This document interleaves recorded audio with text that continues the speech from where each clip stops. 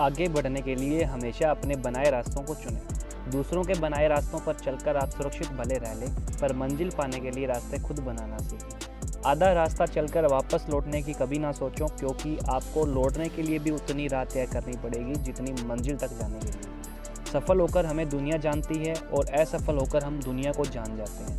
अच्छे इरादों से की गई मेहनत कभी बेकार नहीं जाती है। व्हाट्सअप गाइस, कैसे हैं आप सभी। आज है 18 जून। आज हम बात करेंगे जितने भी करंट अफेयर्स के प्रश्न बनते हैं उनके बारे में, जितने भी फैक्ट बनते हैं उनके बारे में डिस्कस करेंगे।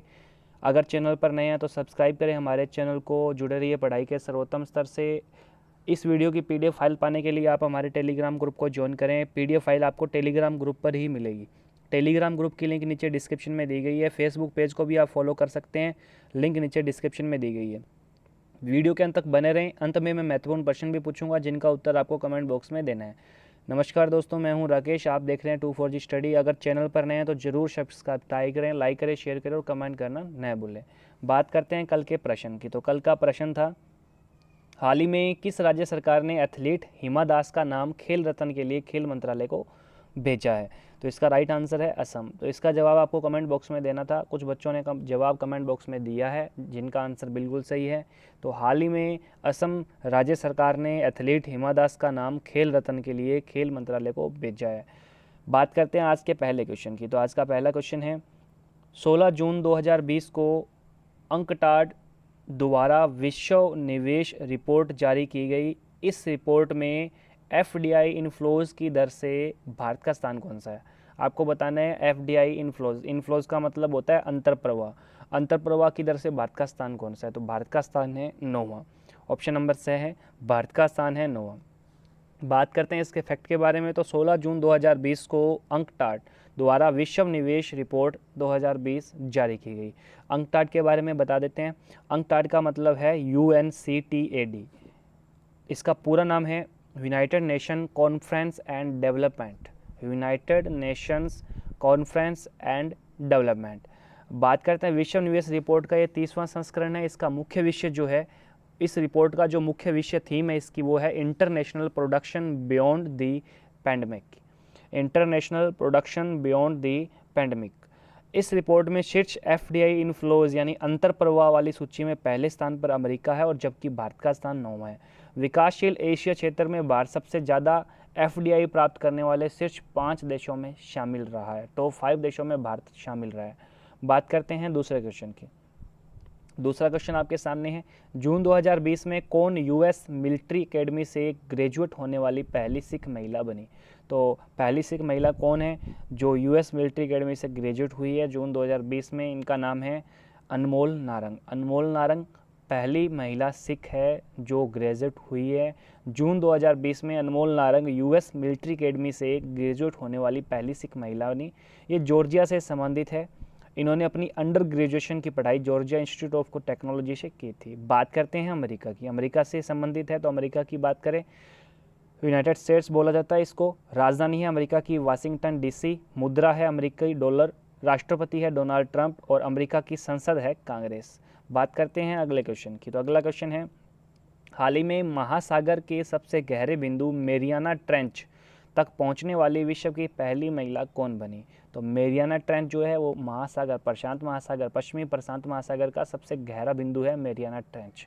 तो इसका राइट आंसर है Kathryn D Sullivan. Kathryn D Sullivan जो है वो विश्व की पहली महिला बनी है। बात करें इसके फैक्ट के बारे में, तो जून 2020 में नासा की पूर्व अंतरिक्ष यात्री और भूविज्ञानी कैथरीन डी सुलिवन महासागर के सबसे गहरे बिंदु मेरियाना ट्रेंच तक पहुंचने वाली विश्व की पहली महिला बनी है। मेरियाना ग्रत विश्व का सबसे गहरा महासागरीय ग्रत है। यह पश्चिमी प्रशांत महासागर में मेरियाना द्वीप समूह से 200 किलोमीटर पूर्व में स्थित है। पश्चिमी प्रशांत महासागर में है और पश्चिमी प्रशांत महासागर में 200 किलोमीटर पूर्व में ये स्थित है। कैथरीन जो है वो 1984 में अंतरिक्ष में चलने वाली पहली अमेरिकी महिला भी है। तो इस प्रकार से वॉक इन स्पेस यानी कि अंतरिक्ष में चलने वाली महिला और सबसे गहरे बिंदु तक उतरने वाली पहली जो महिला है, इन दोनों को मिला के ये पहली व्यक्ति बन गई है। ऐसा पहला व्यक्ति तब कौन है जो अंतरिक्ष में चले और सबसे गहरे बिंदु तक भी पहुंचा है, तो वो है कैथरीन डी सुलिवन। बात करते हैं अगले क्वेश्चन की। तो अगला क्वेश्चन है, हाल ही में 15 जून को भारत के पेट्रोलियम, प्राकृतिक गैस एवं इस्पात मंत्री ने प्रथम राष्ट्रव्यापी ऑनलाइन वितरण आधारित gas trading platform Indian gas exchange launch किया। भारत के पेट्रोलियम एवं इस्पात मंत्री कौन है? आपको बताना है भारत के पेट्रोलियम एवं इस्पात मंत्री कौन है। तो 15 जून को ये प्लेटफॉर्म लॉन्च किया जिसका नाम है इंडियन गैस एक्सचेंज, IGA। अब ये जो प्लेटफॉर्म है ये है ये जो मंत्री है ये है धर्मेंद्र प्रधान। धर्मेंद्र प्रधान ने इसे लॉन्च किया है 15 जून को। केंद्रीय पेट्रोलियम एवं प्राकृतिक गैस इस्पात मंत्री जो है धर्मेंद्र प्रधान है, उन्होंने प्रथम राष्ट्रव्यापी ऑनलाइन वितरण आधारित गैस ट्रेडिंग प्लेटफॉर्म है इंडियन गैस एक्सचेंज यानी IGX लॉन्च किया है। IGX जो है वो प्राकृतिक गैस के वितरण के लिए एक वितरण आधारित ट्रेडिंग प्लेटफॉर्म होगा। यह प्लेटफॉर्म ग्राहकों को निर्बाध ट्रेडिंग यानी बिना बाधा के ट्रेडिंग अनुभव प्रदान करने के लिए पूरी तरह से वेब आधारित इंटरफेस के साथ ऑटोमेटिक है, स्वचालित है। पीयूष गोयल की बात करें, ऑप्शन में पीयूष गोयल है, तो पीयूष गोयल भारत के वर्तमान में रेल मंत्री है। नरेंद्र सिंह तोमर के पास वर्तमान में कृषि, ग्रामीण और पंचायती राज विभाग है। डॉक्टर हर्षवर्धन भारत के स्वास्थ्य मंत्री है। बात करते हैं नेक्स्ट क्वेश्चन की। तो अगला क्वेश्चन है, हाल ही में भारतीय रेलवे ने पहली बार डबल स्टिक कंटेनर ट्रेन का सफलतापूर्वक संचालन कर विश्व रिकॉर्ड बनाया। यह ट्रेन किस राज्य में संचालित की गई? तो इस ट्रेन के बारे में बताना है, ये ट्रेन किस राज्य में संचालित की गई है। तो ये राज्य है गुजरात। गुजरात में ये संचालित की गई है डबल स्टेक कंटेनर ट्रेन जो है विश्व रिकॉर्ड बनाया 10 जून 2020 को। भारतीय रेलवे ने एक महत्वपूर्ण उपलब्धि हासिल की जब उसने पहली बार डबल स्टेक कंटेनर ट्रेन का सफलतापूर्वक संचालन कर विश्व रिकॉर्ड बनाया। पश्चिमी रेलवे के विद्युतीकरण क्षेत्र में उच्च वर्धित ओवरहेड इक्विपमेंट लाइन पर पहली बार डबल स्टैक कंटेनर ट्रेन को सफलतापूर्वक चलाया गया।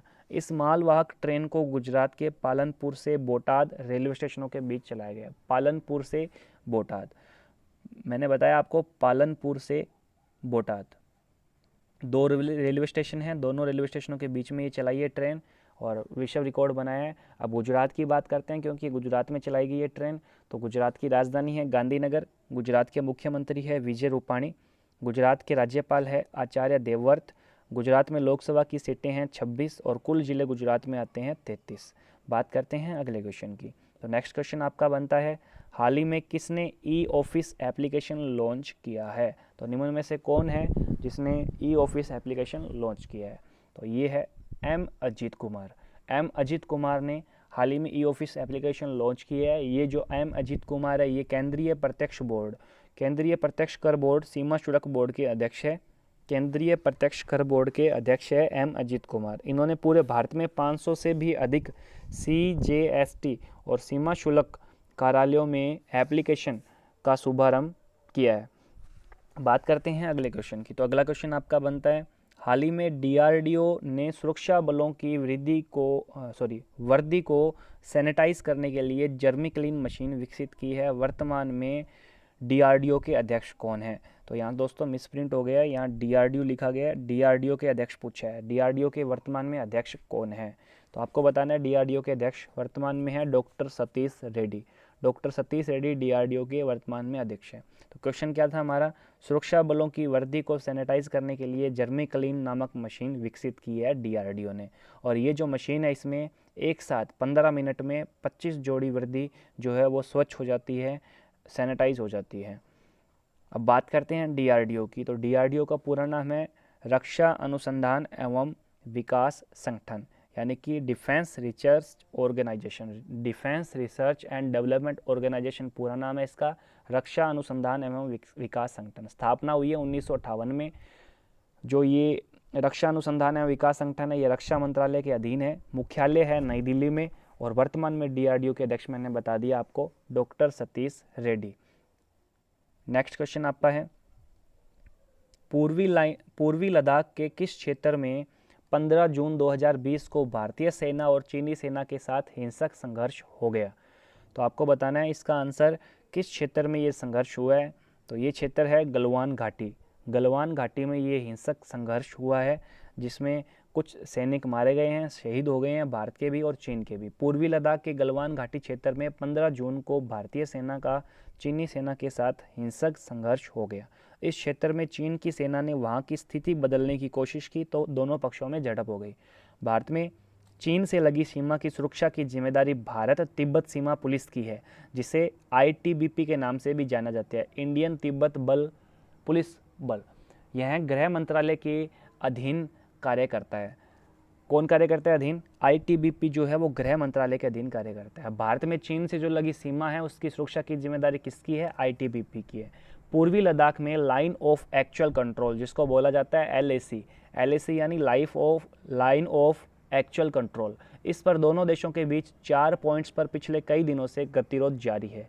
4 अलग अलग जगह हैं, उन पे गतिरोध जारी है, जिसमें से मुख्य जो जगह है जिसमें हिंसक संघर्ष हुआ उस जगह का नाम है गलवान घाटी। गलवान घाटी है पूर्वी लद्दाख में।